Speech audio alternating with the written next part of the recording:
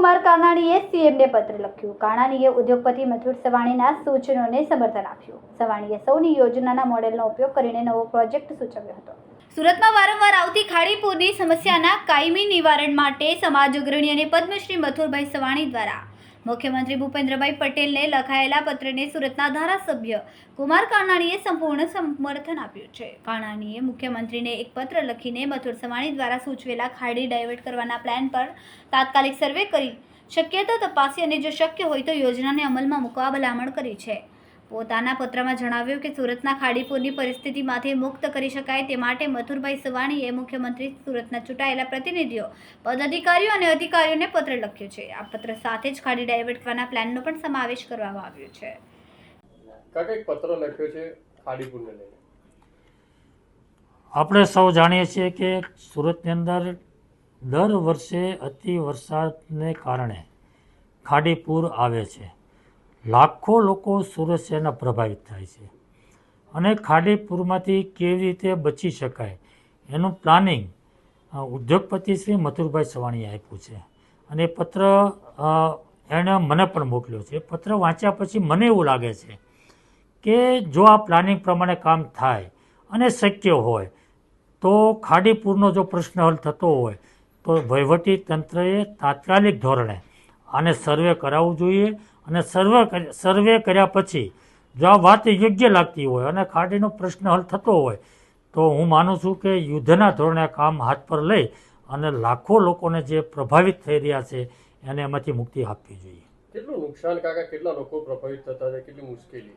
લાખો લોકો પ્રભાવિત થાય છે. અતિ મુશ્કેલી, ખૂબ મુશ્કેલીનો સામનો લોકો કરી રહ્યા છે અને આ દર વર્ષનો પ્રશ્ન છે અને એટલા માટે આ પ્રશ્ન હલ કરવા માટેના પ્રયાસો વહીવટી તંત્રે કરવા જોઈએ. કાકા એકબીજા ઉપર તંત્ર ખો નાખી રહ્યા છે, એક વિભાગ બીજા વિભાગ ઉપર, બીજો વિભાગ ત્રીજા વિભાગ ઉપર. મને એવું લાગે છે કે આ પ્રશ્ન કોઈ વિભાગનો એક વિભાગનો નથી અથવા તો કોઈ એકાબીજા વિભાગ ઉપર ખો આપી દે તો આ પ્રશ્ન હલ થવાનો નથી. આ પ્રશ્ન હલ કરવા માટે એક ચોક્કસ પ્રકારની કામગીરી કરવી પડે. ખાડીપુર આપણે અટકાવી ના શકીએ, અતિ ભારે વરસાદ ન આવે આપણા હાથમાં નથી, પરંતુ એમાં લોકોને રાહત થાય કેવી રીતે એનો પ્રશ્ન હલ થાય એ તો ચોક્કસ આપણા હાથમાં છે. અને એટલા માટે ચોમાસા પહેલાંની જે કામગીરી હોય એ ખાડી ડ્રેજિંગની હોય, સફાઈની વાત હોય, પ્રી મોન્સૂનની જે કંઈ કામગીરી કરવાની હોય એ જો ચોક્કસ થતી હોય તો 100% રાહત થઈ શકે. અને જે આ પ્લાનિંગ આપ્યું છે મથુરભાઈએ અને એનું જે સર્વે કરીને જો આપણે ચોક્કસ લાગતું હોય કે આનાથી ખાડીપુર બંધ થાય એમ છે તો હું ચોક્કસપણે માનું છું કે વહીવટી તંત્રએ આ પ્રશ્ન હાથ પર લઈ સર્વે કરાવી અને શક્ય હોય તો તાત્કાલિક યુદ્ધના ધોરણે આ કામ કરવું જોઈએ. જવાબદાર વ્યક્તિઓ સામે પણ કાર્યવાહી, કારણ કે દર વર્ષે આ રીતની સ્થિતિ સર્જાતી હોય છે, અનેક ટેન્ડરો ભરાતા હોય છે સાફ સફાઈના, આ તે ગમે તે.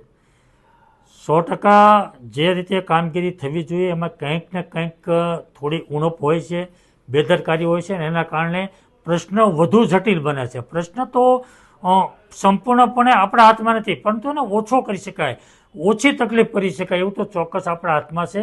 અને જો આ પ્રશ્ન આપણે ઓછો પણ ન કરી શકીએ, યોગ્ય કામગીરી આપણે ચોમાસા પૂર્વે ન કરીએ તો ચોક્કસપણે આપણી બેદરકારી છે. સુરત શહેરનો ખૂબ વિકાસ થઈ રહ્યો છે. દુનિયામાં 4થા નંબરે સુરત શહેરનો વિકાસ થાય છે એવું આપણે અવારનવાર સાંભળીએ છીએ. આ શહેરને દર 2-3 વર્ષે ખાડીપુર આપણને પરેશાન કરે છે, હેરાન કરે છે. એ આપણા વિકાસમાં અવરોધરૂપ બને છે, લોકો ખૂબ પરેશાન થાય છે. આ પૂરમાંથી બચી શકાય એનો સુઝાવ મુખ્યમંત્રીને પત્ર લખીને આપ્યો છે. કેવી રીતે બચી શકાય તો સૌરાષ્ટ્રની અંદર 115 ડેમ ભરવા માટે સૌની યોજના બનાવવામાં આવી છે. એના 4 રૂટ મળી અને લગભગ 2000 કિલોમીટરનું પાઇપલાઇન નેટવર્ક ઊભું કરવામાં આવ્યું છે. તો ફક્ત આપણે તો 7 કિલોમીટરનું પાઇપલાઇન નેટવર્ક ઊભું કરીએ એટલે આપણો જે નવો રિંગ રોડ બની રહ્યો છે એ 200 ફૂટના એરિયામાં બની રહ્યો છે. તો વાલક પાસે જે ખાડી ક્રોસ થાય છે ત્યાં આ 2 પાઇપ નાખવામાં આવે છે 12 બાય 12 ફૂટના એરિયાના, જેમાં ટ્રક વયા જાય આવા, અને એને 5000 હોર્સ પાવરના મોટરોથી એ પાણીને ત્યાં સપોર્ટ કરવામાં આવે, પાઇપના નાખવામાં આવે, પ્રેશર કરવામાં આવે. એટલે મોટાભાગનું પાણી જ્યારે વધારે વરસાદ હોય ત્યારે તાપી નદીમાં ડાયવર્ટ થઈ શકે. આ પ્રકારનું સૌની યોજનાનું મોડલથી રિંગ રોડથી એક આખું બનાવી અને સુરતને કાયમી ખાડીપુરમાંથી બચાવી શકાય છે. કારણ કે તાપીનું પૂર અને ખાડીનું પૂર બંને એક સાથે કદી આવતું નથી. અને તાપીના પૂરમાંથી પાળા યોજનાએ આપણને સુરતને મોટા ભાગે બચાવી લીધું છે. એટલે ખરા અર્થમાં આ રિંગ રોડથી ડાયવર્ટ કરી અને બચાવી શકાય એ માટે મુખ્યમંત્રીને પત્ર લખ્યો છે, CR પાટીલ સાહેબને પત્ર લખ્યો છે અને બાકીના બધા મુખ્ય લોકોને આ પત્ર લખ્યો છે. અને હું રૂબરૂ મળી અને પણ લોકોને આના માટે સમજાવવાનો પ્રયત્ન કરીશ. કેટલું નુકસાન થતું હોય, કેટલી અગવડતા પડતી પૂરના કારણે?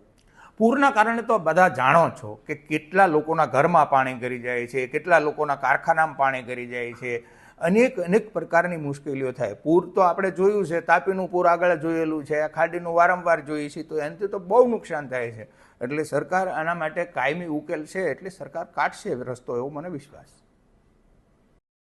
સમય મીડિયા ન્યૂઝ સાથે સુનિલ પાટીલ, સુરત.